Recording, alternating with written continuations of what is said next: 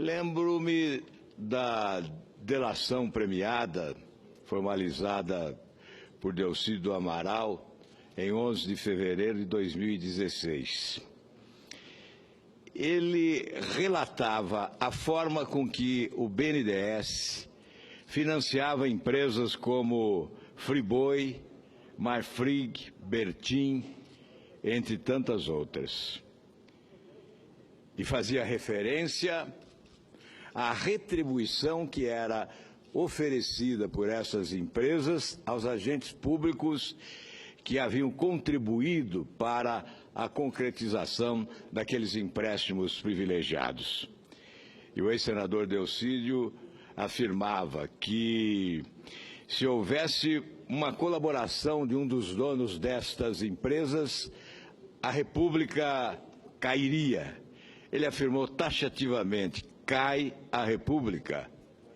E a impressão que fica é que a República caiu no dia em que os empresários da JBS falaram, na delação premiada que estarreceu o Brasil pelo volume de recursos públicos que foram utilizados na forma de pagamento de propina.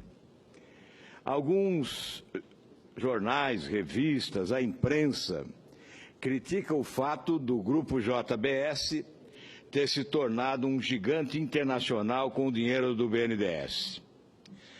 Todavia, pouco se fala sobre a engenharia normativa e financeira que permitiu ao BNDES ser tão generoso com diversos grupos empresariais, inclusive JBS. Foi por meio de um decreto, o decreto número 622, do dia 21 de dezembro de 2007, que o então presidente Lula modificou o inciso 2º do artigo 9º do Estatuto do BNDES, para permitir ao banco financiar a aquisição de ativos por empresas de capital nacional no exterior. Veja a sutil alteração promovida pelo presidente Lula. E agora nós conhecemos as consequências desta alteração. O decreto é o de número 4.418 e que altera o artigo 9º do Estatuto do BNDES, quando coloca: o BNDES poderá também, no parágrafo 2º, financiar a aquisição de ativos e investimentos realizados por empresas de capital nacional no exterior, desde que contribuam para o desenvolvimento econômico e social do país. Contribuem com o desenvolvimento social e econômico de que país? Porque é evidente que quando a JBS, com recursos do BNDES, comprou frigorífico nos Estados Unidos, estava contribuindo para o desenvolvimento econômico e social dos Estados Unidos e não do Brasil. É evidente que o Brasil só perdeu. Após essa mudança no Estatuto Social do BNDES, o governo federal aprofundou o processo de endividamento da União para direcionar mais dinheiro ao BNDES. Vamos repetir números que, incansavelmente, eu já repeti aqui diversas vezes.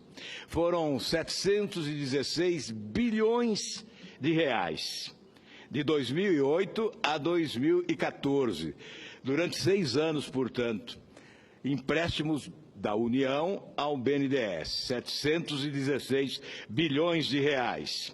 Do FAT, PIS, PASEP e FGTS, 243 bilhões. E o restante do Tesouro Nacional.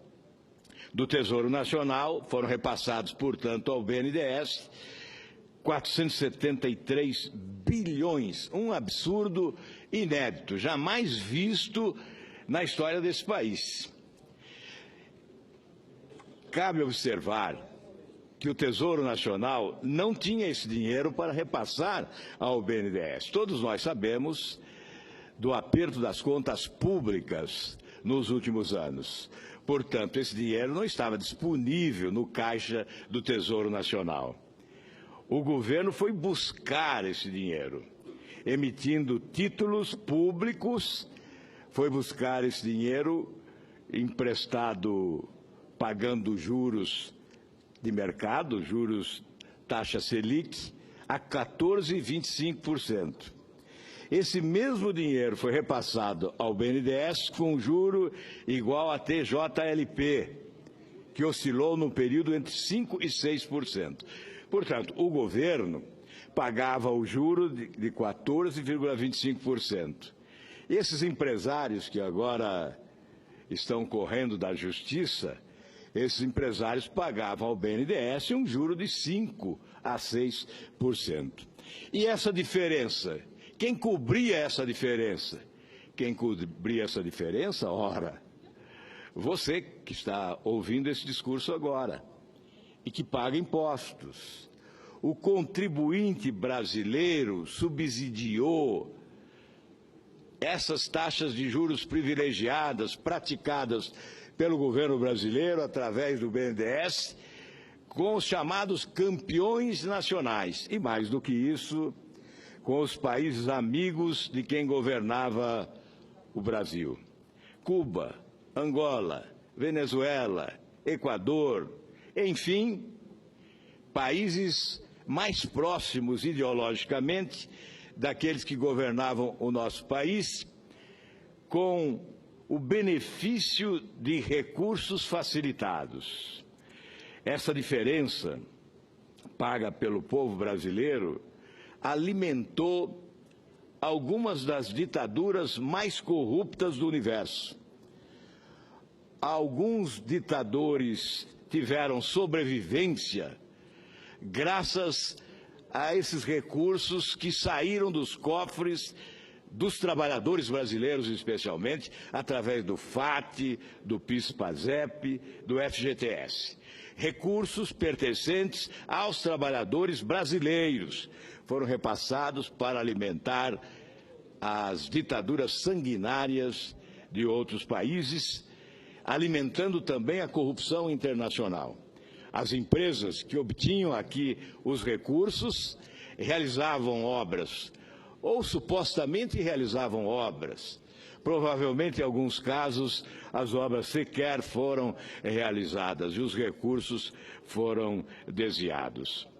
Até 2060, o povo brasileiro complementará a diferença entre essas taxas de juros aos empréstimos realizados pelo BNDES nestes anos, no valor de 184 bilhões de reais.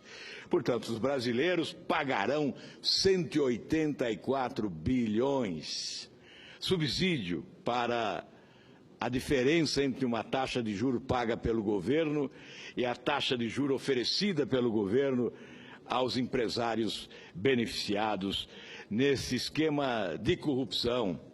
Um complexo esquema de corrupção, sim, que começou lá atrás, com a alteração do Estatuto do BNDES. A corrupção foi planejada. Ela não ocorreu por acaso. Ela foi planejada, envolveu o presidente do país, que autorizou por decreto a alteração do Estatuto do Banco, a fim de que ele pudesse financiar essas empresas que levavam esses recursos para o exterior. Serão, portanto, 184 bilhões nos próximos anos.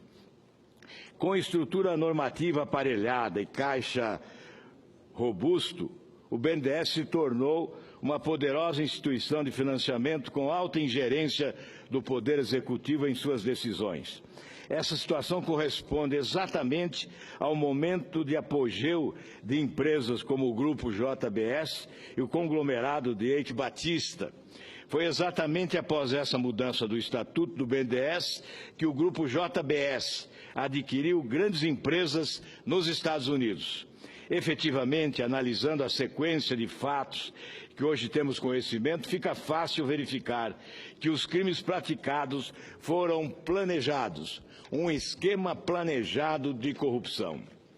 não ocorreram de forma aleatória e de acordo com as oportunidades. Não. As oportunidades foram devidamente planejadas e executadas, inclusive com mudança na legislação e emissão de títulos que inflaram a dívida pública brasileira. Este esquema de corrupção é, portanto, um dos principais responsáveis pela monumental dívida pública desse país, que asfixia as finanças públicas, impedindo investimentos fundamentais em setores essenciais para a população brasileira. Significativa parcela do pífio movimento da economia entre 2008 e 2014 ocorreu devido ao forte endividamento da União. Dívida essa que hoje estrangula o orçamento da União e que os brasileiros levarão décadas para pagar. Para concluir, senhor presidente, agradecendo a generosidade do tempo oferecido, a consequência mais dramática desse esquema planejado de corrupção é, sem dúvida, esta dívida pública monumental, porque ela já consome a metade do orçamento da União no pagamento de juros e encargos desta dívida. Portanto, não há como não afirmar: a corrupção castiga o povo brasileiro, não só diretamente, como indiretamente, porque ao acumular a dívida que acumulou durante muitos anos, estará sacrificando o povo brasileiro, que poderia ter outras oportunidades de vida melhor. Muito obrigado, senhor presidente.